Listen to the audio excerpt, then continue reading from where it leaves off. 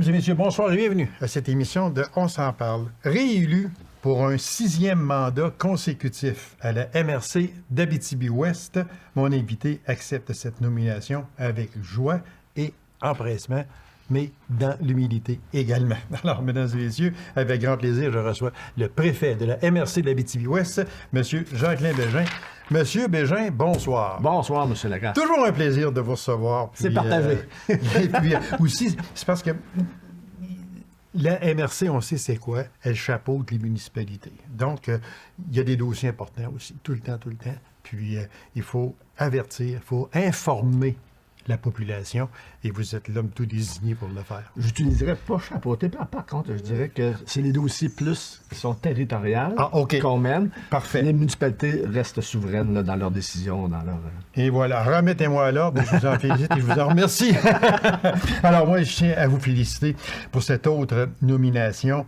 C'est une habitude, mais aussi c'est une marque de confiance. Oui, excessivement. Ça fait quand même, ça va être, j'ai 10 ans de fait. Donc, de se faire reconnaître par ses pairs pour maintenir ce leadership-là avec eux et porter le lead aussi pour la MRC d'Abitibi-Ouest, je trouve que c'est valorisant. Mais c'est tout le temps le fun. On a une table des maires qui est quand même très active, qui est très... Elle participe beaucoup. Donc, c'est juste une fierté là, de les représenter puis de porter leur message qu'ils me donnent aux instances gouvernementales. Parce que moi, je parle avec différents maires de différentes municipalités. Puis quand le sujet vient sur vous, et je ne veux pas là, vous tirer de l'eau bénie, comme on dit, mais c'est toujours avec fierté qu'ils parlent de leur préfet. Et ça, là, je suis sincère en vous disant ça. Puis il faut le dire, vous faites un travail vraiment fantastique. Puis vous apportez de gros dossiers, vous les cheminez où ils doivent être cheminés, que ce soit au 6 Abitibi-Témiscamingue, que ce soit même plus haut, à Québec. Vous êtes reconnu pour ça. Fait que... je vous remercie, ça me touche parce que c'est vraiment... je travaille avec ces gens-là, c'est tous des gens fiers qui représentent. Ah oui, ça c'est sûr. Oui. Puis là, de porter leur message, on s'entend, on fait des consensus, puis on porte leur message, mais je suis très, très, très fier que mes collègues ils le reconnaissent. Et voilà. C'est très gentil. Parce que quand on parle de vous... c'est toujours en bien. Je cherche un petit peu, je gratte un peu, puis j'en trouve pas du mal. Monsieur Bégin, je sais qu'on en a parlé déjà, mais j'aimerais qu'on revienne, si vous me permettez, sur le processus de nomination d'un préfet. OK? Bon. Expliquez-nous exactement, là, c'est quoi? Est-ce qu'on applique sur le poste? Non. Est-ce que... qui peut devenir préfet? Comment se déroule, que ce soit le vote ou bien non, comment ça se déroule pour que M. Jacqueline Bégin vient d'être élu préfet pour un Xème terme consécutif? Alors, c'est quoi, puis combien dure de temps un terme? Un terme, c'est 2 ans. Okay. À tous les 2 ans, on repart en processus d'élection. L'élection, c'est quand même assez simple. Ça prend quelqu'un qui vous propose à ce poste-là. C'est pas nous qui appliquons. C'est ça. Donc, ça prend un maire, parce que ceux-là qui sont éligibles à voter, c'est les maires et mairesses. Okay. Donc, il y a une proposition et on peut en proposer comme on veut. Et après, on part dans le sens inverse, voir s'ils acceptent d'aller en élection, Donc, c'est ça. Fait que donc, on peut pas arriver et dire, moi, je veux être préfet. On peut le dire. Oui. Mais c'est pas à cette personne-là à se proposer. Non, c'est ça. C'est vraiment un collègue ou une collègue qui te propose. Puis après, si t'es tout seul, là, t'es élu à l'unanimité. Sinon, là, on part en élection. Si je vous demandais... qui s'est opposé à votre nomination? Est-ce qu'il y en a eu? Non. Pour la XXXXe fois à l'unanimité, comme on appelle. Et vous le méritez, M. Bégin. Merci beaucoup. Je le dis toujours avec sincérité. Vous êtes porteur de dossier, puis vous êtes un bon porteur de dossier. Puis c'est un plus pour l'Abitibi-Ouest. Bon, là, le préfet est là. Il est élu pour 2 ans. Donc, votre terme commence pour les 2 prochaines années. Exact. Si je vous demandais, le préfet suppléant, il est nommé comment? Puis, c'est pour combien de temps et c'est qui au moment où l'on se parle? Je vais juste en préciser. Oui. Pour le poste de préfet, Oui. c'est le nombre de maires, c'est à simple majorité. Donc, c'est le nombre. Si on est 21, donc ça prend 11 votes. Ça prend 11 C'est votes. ça. OK. On tombe dans le préfet suppléant. Maintenant, on tombe à la double majorité. C'est-à-dire OK. que oui, ça prend le nombre majoritaire de maires et le nombre de populations qu'ils représentent. OK. À titre d'exemple, la Passarde a 40 de la population, donc avec 3-4 autres municipalités, pourrait... ça l'influence le vote. Fait que c'est une double majorité. Donc, c'est le nombre de votes des maires plus la population que tu représentes. OK. Toutes nos décisions sont prises à double majorité, sauf le poste du préfet. Ah, OK. Ça, c'est dans la patente. Là. C'est dans les lois Ouais, qui ont exact. des MRC. C'est Ah, ça. celle-là, je ne la savais pas. Donc, on peut appeler ça double majorité. Oui, exactement. À ce moment-là. Et le préfet a été nommé pour combien d'années aussi? 2, puis le 2 préfet ans. suppléant aussi. Puis le préfet suppléant. Ben, Donc, tous nos comités sont nommés pour les 2 années qui suivent. OK. Et qui a été nommé maire, c'est-à-dire préfet suppléant? C'est M. Michael Otis, qui est maire de la municipalité de Tachereau. Un jeune homme, fait que c'est un jeune, c'est de la belle relève. Il y a plusieurs jeunes à la table de la MRC. Oui, on a des jeunes dames aussi. C'est, Oui, il ne faut pas oui. l'oublier aussi parce que leur place, est elles très ont leur importante. place. Très, Oh, très, oui, très, oui, très oui. importante. Est-ce qu'il y a parité? Non. Non, il n'y a pas parité. Pas en Abus-Ouest. Ah, OK, non, c'est parce que ça Non, va c'est avec... ça. Mais on a passé proche à un moment donné, puis il y a eu des démissions, il y a eu des... Mais non, on n'est pas paritaire, on le souhaiterait. Oui. Parce que ça, ça va selon les maires ou mairesses. Ben, c'est ça. Puis il y a plus de maires que de on n'a mairesses. pas de contrôle là. C'est voilà, exactement. Parce que même la MRC a perdu une mairesse le 31 décembre Oui.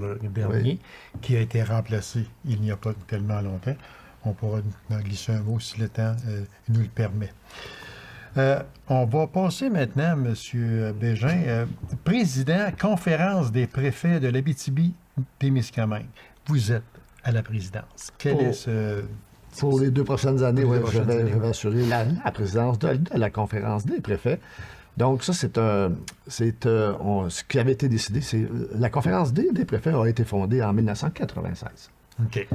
Et là, pour la présidence, c'est qu'on alterne entre les territoires sur des mandats de 2 ans. Et OK. là, c'est le tour à l'Abitibi-Ouest. C'était Abitibi, Abitibi-Ouest, c'est Rouyn-Noranda, Témiscamingue et la vallée de l'Or. Ah, OK. Donc, à tous les 2 ans, c'est le préfet de ce territoire-là qui assure la présidence de la conférence des préfets. Fait qu'il faut se rappeler que la conférence des préfets, ça existe, comme je vous disais, depuis 1996. C'était pas nécessairement un comité qui était très, très actif, mais qui se rencontrait pour des dossiers d'aménagement du territoire, beaucoup. Donc, mais là, en 2015, comme vous le savez, le gouvernement a aboli la conférence régionale des élus. Oui, exactement. Oui, les, la centres, CRE. les centres locaux de développement. On se souvient qu'il y avait eu une ponction de 300 millions dans les transferts aux municipalités. Donc, on s'est ramassé comme MRC avec tout ça. Qu'est-ce qu'on fait avec notre développement? Donc, chaque MRC s'est replié sur elle-même de savoir comment qu'on allait tout organiser ça. Finalement, ben là, chacun a choisi son modèle en développement, mais là, il restait le régional, qu'on n'avait plus rien au niveau de concertation régionale. OK. Donc, puis le gouvernement a confié au MRC tous les mandats qu'il y avait. Donc là, nous autres, on s'est dit, bien, mais il y a des dossiers territoriaux qu'il faut qu'on fasse ensemble quand même. Et c'est là qu'on a pris le véhicule qui était là, la conférence des préfets, et qu'on s'est associés tout ensemble pour assurer une certaine cohésion, une concertation, puis des dossiers qui sont porteurs pour chaque MRC, on les porte, on les prend, puis on y va. Mais c'est vraiment pas, on n'a pas de financement du gouvernement, on n'est pas reconnu par le gouvernement. On nous reconnaît seulement quand ils veulent nous rencontrer parce que c'est plus facile d'appeler à la conférence des préfets. Ouais, voilà, Mais il n'y a aucun sou qui vient à la conférence des préfets. On s'est doté du personnel, c'est les 5 territoires qui paient pour avoir ce personnel-là. Donc, on porte les dossiers, comme je vous dis, auxquels on s'entend. S'il y a des dossiers qu'on ne s'entend pas, ben c'est chaque MRC qui porte le dossier. Mais à titre d'exemple, quand on prend une décision puis que ça implique une signature, jamais que c'est le président de la conférence des préfets qui signe. Ah, OK. C'est les 5 territoires doivent signer par leur préfet. C'est assez compliqué. C'est vraiment, c'est nous, en Abitibi-Témiscamingue, qui s'est donné ce véhicule-là parce qu'on n'en avait plus. OK. Et ça a été repris ailleurs. Là. Il y a plusieurs autres endroits qui ont fait la même chose. Donc, le gouvernement, en confiant ça au remercier, on s'est dit, on va s'en réunir toutes les 5. Il y a eu, en même temps, là, le gouvernement a instauré un fonds qui est le fonds régional pour la ruralité, le FRR1 qu'on appelle. Okay. Et ça, c'est les 5 préfets qui siègent, qui prennent la décision, accompagnés d'une personne par territoire non élu. Donc, on est 10 qui prennent des décisions pour les subventions qu'on peut octroyer sur le territoire. Nos MRC, nos directions régionales, nos professionnels travaillent très, très fort à tous ces dossiers-là. Donc, c'est vraiment un modèle qu'on s'est donné parce qu'il n'y en avait plus de modèle. Puis le gouvernement ne reconnaît pas les autres modèles. Donc, c'est vraiment, nous, on s'est mis les 5 ensemble pour faire avancer les dossiers. Fait que c'est donc dire que les préfets deviennent porteurs au niveau de la région. Oui. Est-ce qu'on peut dire ça de même? Il était déjà de leur fonction d'élu, mais là, c'est vraiment ce qu'on n'avait plus rien. On n'avait plus d'instance de concertation. Donc, nous, avec la conférence des préfets, on s'est mis ensemble et on fait une très belle... on a une très belle complicité, ce qui fait une belle concertation. C'est ça. Okay. Exact. On porte des dossiers. Exemple, là, on a pris l'annonce de la fermeture des opérations vasculaires à Amos. Très important. Oui. On perd une spécialité. Puis, parce que les gens vont être obligés de se déplacer à Montréal. Exactement. Ça n'a pas de sens. Fait que là, ce qui nous a surpris, c'est que, là, 2 semaines, on a rencontré le cabinet de M. Dubé, puis on a parlé d'infrastructure, puis on a parlé... Et jamais qu'ils nous ont avisé de ça. Et là, on apprend par les médias. Pas sans le savoir à ce moment-là. Je ne peux pas croire que ça... On ne ferme pas un département. On se lève un matin pour... De cette importance-là. Oui, surtout de cette importance-là. Là, il va falloir aller à Montréal. C'est pas à porte, là. Puis on a beau dire, ça peut pas être pour l'économie, parce que faire venir vers Valentine, l'avion ambulance, ça coûte une fortune. Je ne sais pas. En tout cas, là on demande des rencontres parce que ça n'a pas de sens de perdre une telle spécialité. Je ne sais pas comment on va faire. Puis en même temps, on nous demande de faire de l'attraction. Mais quand on perd ça, c'est difficile d'être attractif. Oui, exactement. Quand on n'a pas ces services-là. D'arriver et de dire, bon, bien, regarde, viens-t'en chez nous, viens-t'en travailler, on a telle affaire. Exact. Puis tu n'écoutes ça, non, bien ça, on vient de le perdre, on ne l'a plus. Ah, ouais, OK. C'est pas tentant. Ça devient comme un point noir à ce moment-là. Ben, c'est comme le centre de cancérologie, oncologie à Rouyn-Noranda. Je ne comprends pas comment ça qu'on n'a pas de plan de relève. Comment ça qu'on n'a pas de... C'est une question à poser aussi, ça. Oui, c'est ce qu'on va poser. Que je vais recevoir prochainement et ça sera peut-être dans mes questions. Très important parce qu'on doit voir venir ça de loin. On a beau dire que c'est un service qui est tertiaire, que ça doit juste être dans les hôpitaux universitaires.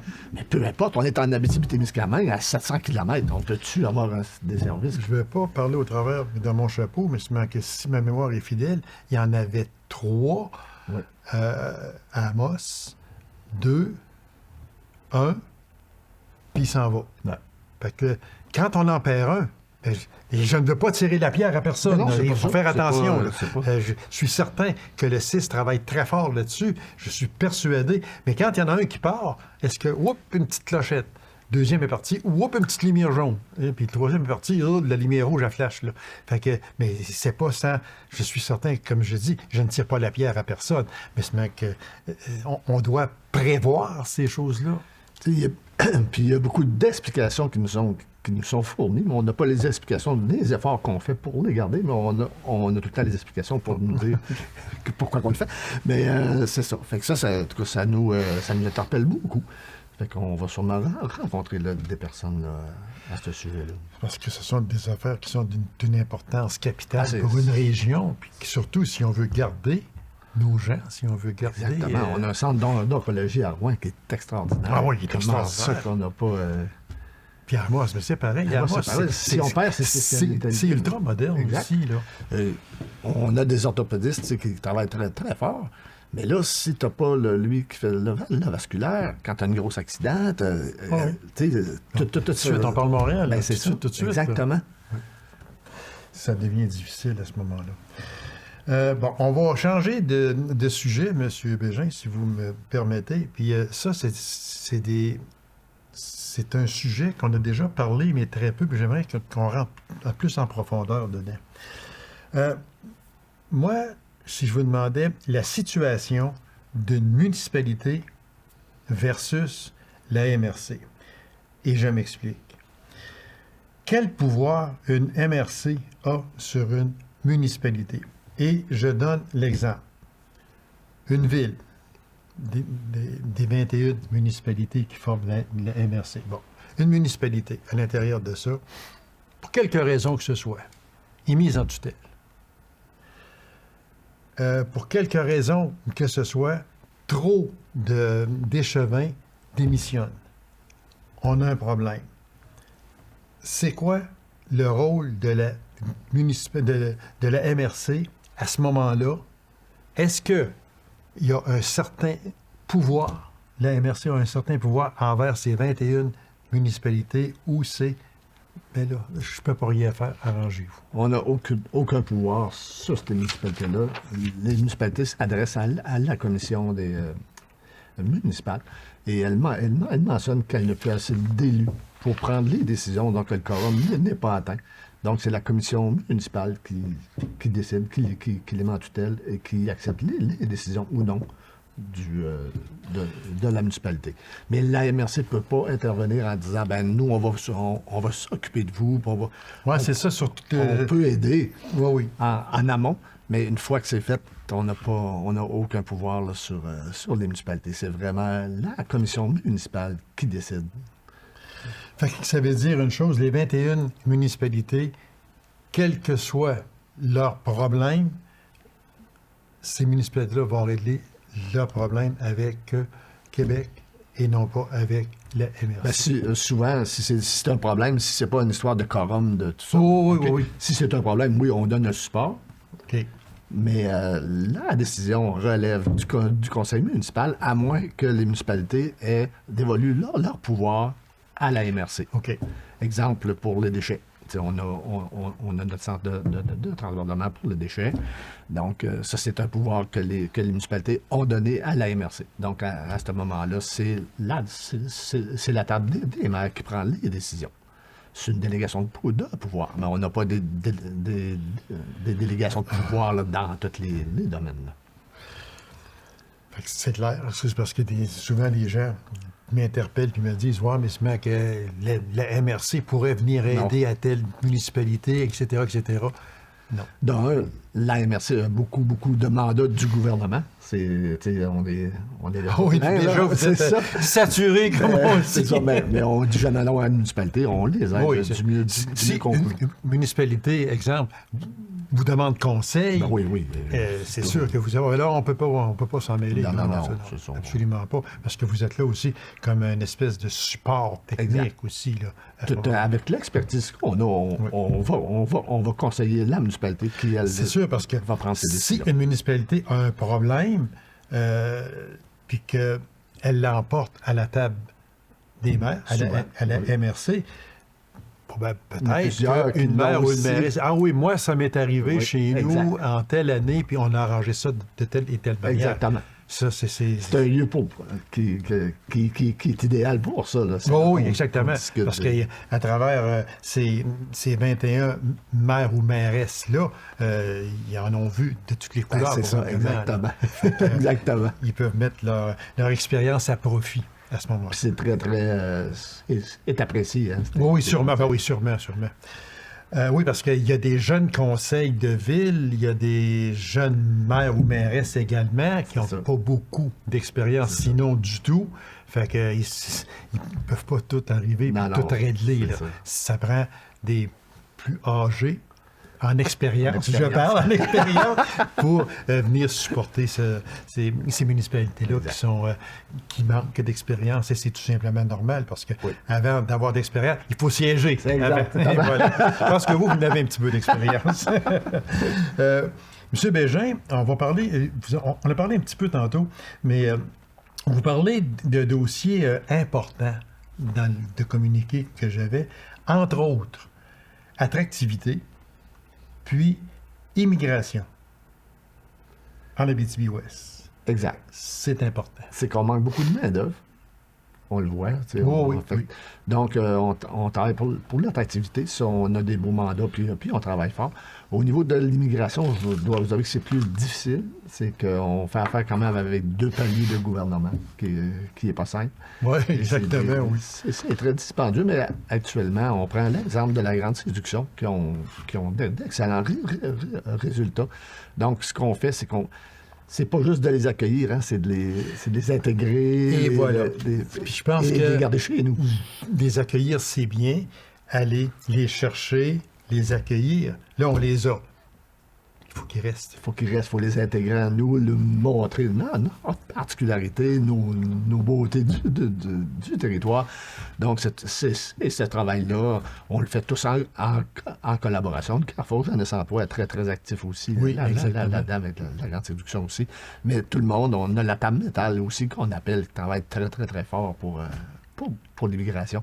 Donc, on essaie de tout mettre ça ensemble puis d'être performant pour attirer. Est-ce que c'est une de vos priorités? Ben, c'est dans les priorités. C'est dans les priorités parce que c'est certain que là, si on prend l'exemple des infirmières, ça nous en prend. Donc, c'est vraiment avec l'immigration qu'on va être capable d'y parvenir. La problématique, c'est que souvent, avec l'immigration, c'est qu'ils s'installent dans les grands centres.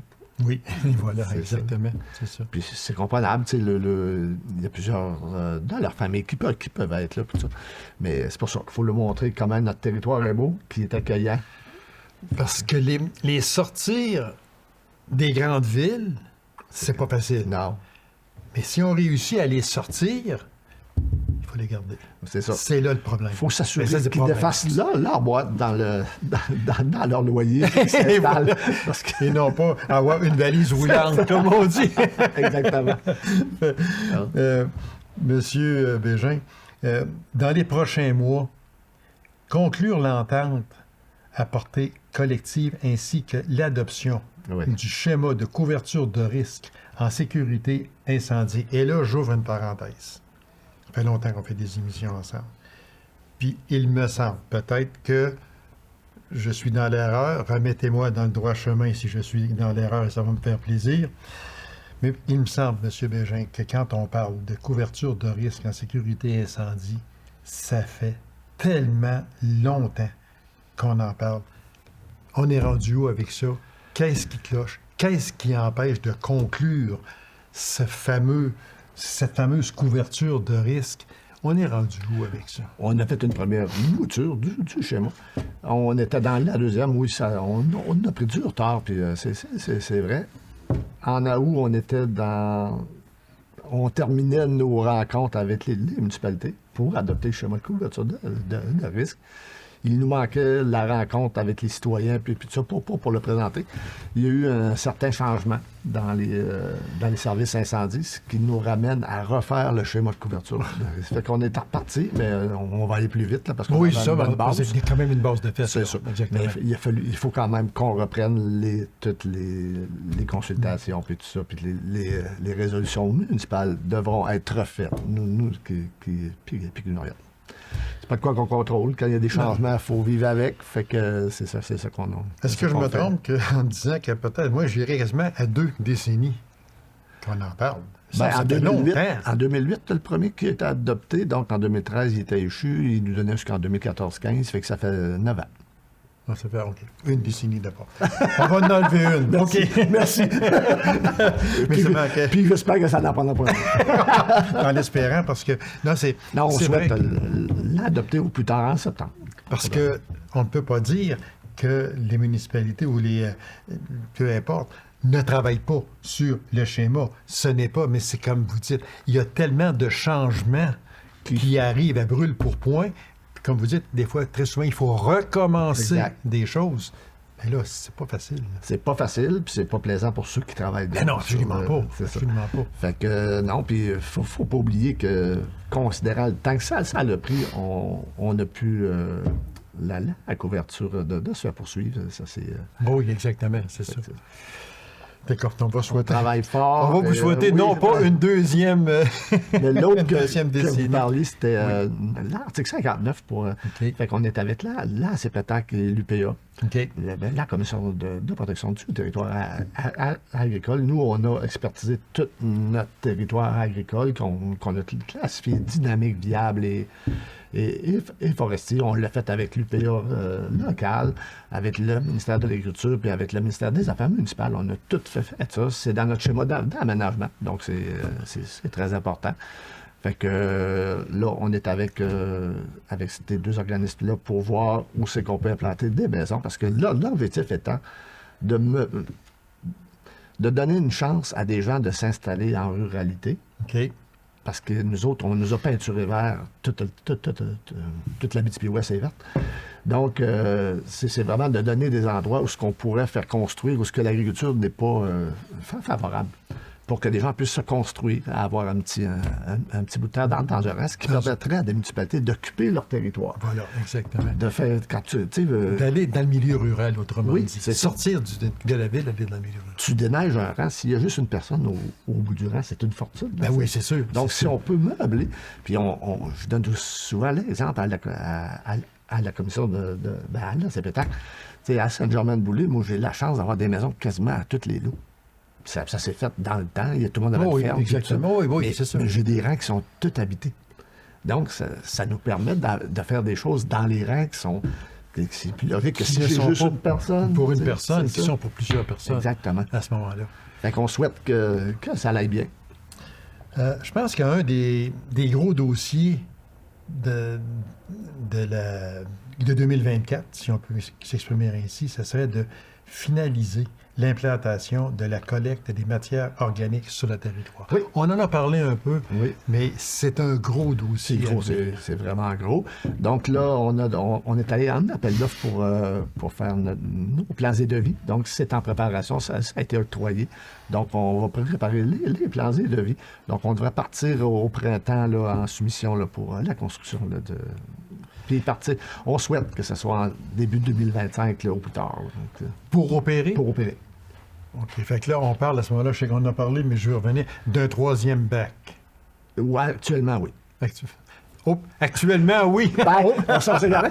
C'est des nouvelles technologies. Oui, c'est sûr. Moi, là, C'est sûr. j'ai trippé sur une technologie. C'était des sacs d'une couleur qui étaient triés, puis qu'on mettait dans nos vidanges, puis qui s'étaient triés à la source là-bas. J'aurais tellement aimé ça aurait été un Vous bac de avez un moins petit de problème, je pense, avec ça. Mais j'aurais aimé ça. Monsieur Bégin, très vitement, il reste une minute. Oui. Je vous pose cette question ici. Entente entre une dizaine de municipalités ou moins là, avec le service incendie de la SAR. Oui. MRC d'Abitibi-Ouest a-t-elle joué un rôle dans ce dossier? Est-ce qu'on vous a consulté? Aucunement. On n'a pas été consulté, on n'a pas été mis dans le coup, comme d'autres municipalités, comme moi, Saint-Germain-de-Boulay. Je n'ai pas été consulté. Non plus. Puis on n'a pas été invité non plus à faire. Ça sort de où, d'abord, à ce moment-là? Ben, je pense que c'est des municipalités qui avaient peut-être plus de problèmes. Puis là, la SAR a accepté là, de faire une entente. La ville de la SAR a quand même des pompiers permanents, ce qui donne une chance Oui, également. puis avec cette entente-là, je pense que l'objectif est d'en ajouter. Et voilà, Donc, exactement. Parce que j'ai reçu ici le directeur du service incendie, Royal Roussillon, ici, OK. M. Mélenchon. Puis c'était, disons que on a calmé les esprits parce que ça chauffait ici à Québec. Je fais juste vous dire ça de même, mais il n'y a pas de problème. Soyez pas inquiets. Monsieur Bégin, toujours un plaisir. Je vous Ça me remercie fait infiniment. plaisir. Merci beaucoup. À la monsieur prochaine. Bégin. À la prochaine, avec plaisir. Mesdames et messieurs, merci d'avoir été là. On se donne rendez-vous à une prochaine émission de On s'en parle. Au revoir et bonne semaine.